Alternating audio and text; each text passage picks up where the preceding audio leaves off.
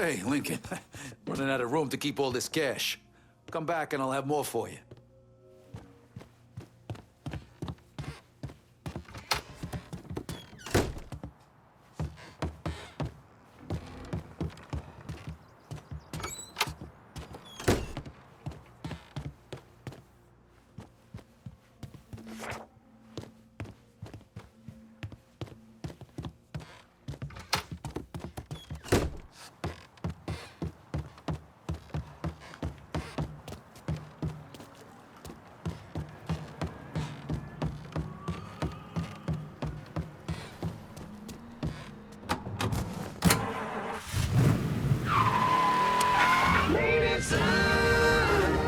Dear listeners, in today's very special episode of Native Son, we're going to be speaking with a man some of you know, some of you have heard of, Mr. Hollis Dupree. Some weeks ago, Mr. Dupree, a resident of South Downs, was involved in a tragic shooting. The state of Louisiana has seen fit to indict Mr. Dupree, a veteran, I might add, for this unfortunate incident. Mr. Dupree, welcome to our studio. I've been listening to your program a long time. Thank you, Mr. Dupree. Scoot on a little closer to that microphone. Make yourself comfortable. There you go. Now first, I just want to say on behalf of the listeners, thank you for your service to our country. When did you serve? Oh, they had me out in Luzon in 45. Oh, Marines, right? Yes, sir. Still carry around shrapnel in my arm from that fight. A few years later, they called me back for another go-around in Korea. Well, God bless you. It sounds to me like you're a man who's not easily spooked. It's nothing I really even think about. You know, your country says you gotta go do something, you do it. That's just the way it was. Right. Which doesn't really fit in the picture the papers, northern papers, are trying to paint here. A white man who's afraid, paranoid, shooting a pair of innocent colored boys. Well, they wasn't there. They're not here in New Bordeaux. We got a different situation with our colors. They're doing more than marching here. All right, now some of our listeners might need a little context. Could you elaborate on that? When you looked through that peephole, who'd you think was on the other side of that door? I thought it was the killer nigger. Mr. Dupree, please. I thought it was that colored man you keep hearing about, the crazy one. Now, I've heard some of these same rumors. It occurs to me we got a class of veteran, black veteran, who comes back and they seem like, well, they're poison somehow. You know, they're violent, angry. I don't feel like it's safe to be a white man in this city no more. Some of these colored boys gave up on waving around their signs and sitting in restaurants and on buses. They got it in their heads things need to change. Well, I think all this outside agitation making them crazy.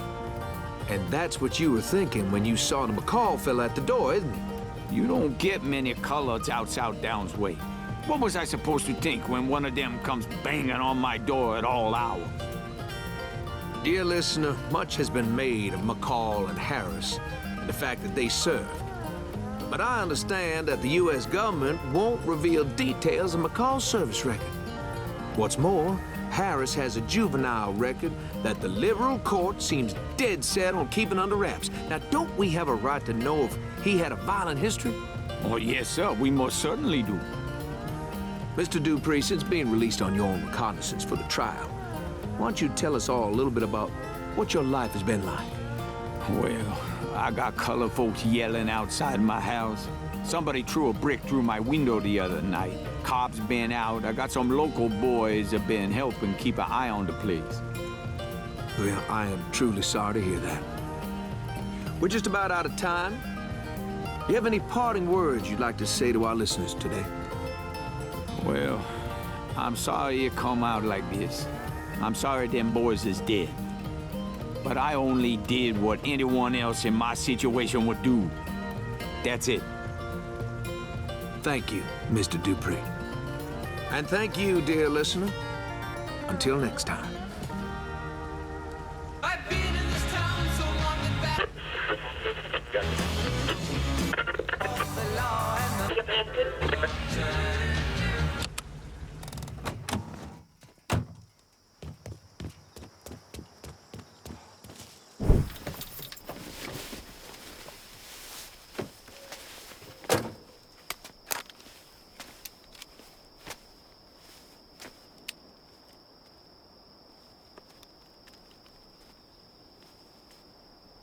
You think I forgot what you did?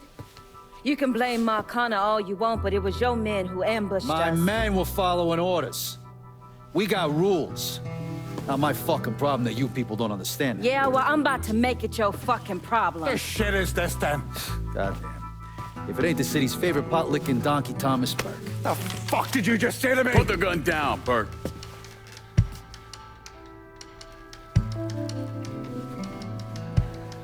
It's gonna take all four of us to bring down Marcano, so I don't want any more of this stupid bullshit. Bring down Marcana. These two used to work for Marcana.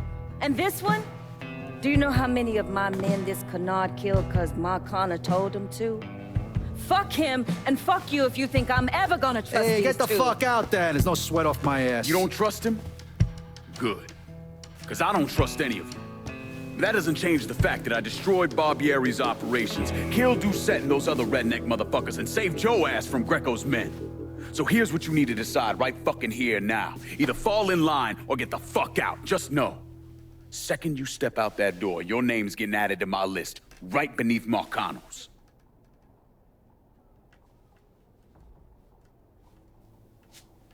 Now, if we're all done acting like goddamn children, let's go over the plan.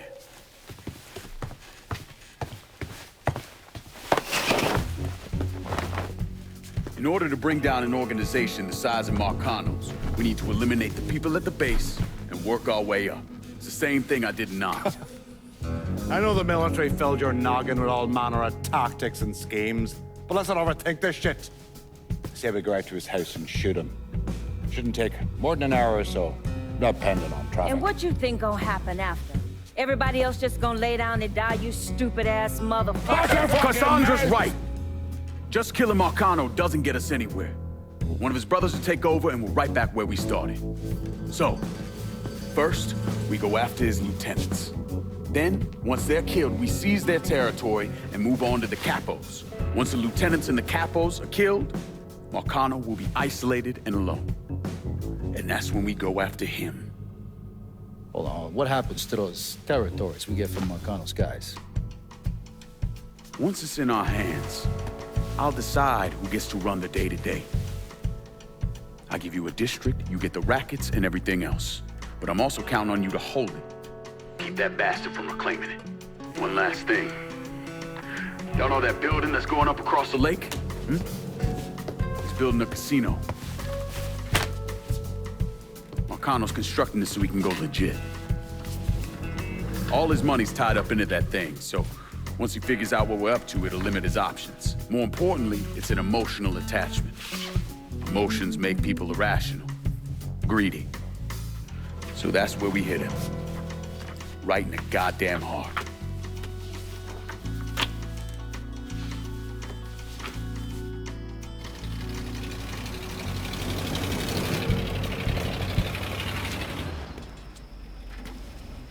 Hey, nice speech. Think they bought it? Don't care. They're all too greedy or pissed off at Marcano to back out now. At least until one of them decides to try the crown on for size. Well, if it comes to that, I'll handle it. The photos were a nice start and all, but I'm gonna need some actionable intel on those lieutenants. A place of business, where I can find them, you name it. The dossiers are nearly complete. I'll be ready to move when you are. I was also able to recruit some concerned citizens who are more than happy to share what they know about Sal's coalition of WAP assholes. Information on how to contact them will be included with the other intel. Appreciate it. Sure you don't need a ride? Oh, I do my own driving. And the systematic killing of Marcano's capos and lieutenants, that was part of the plan. Well, you're playing fucking patty cake, Christ. Look, you want to bring somebody down, you destroy the foundation they're standing on. It's the same basic op we ran over in Nam.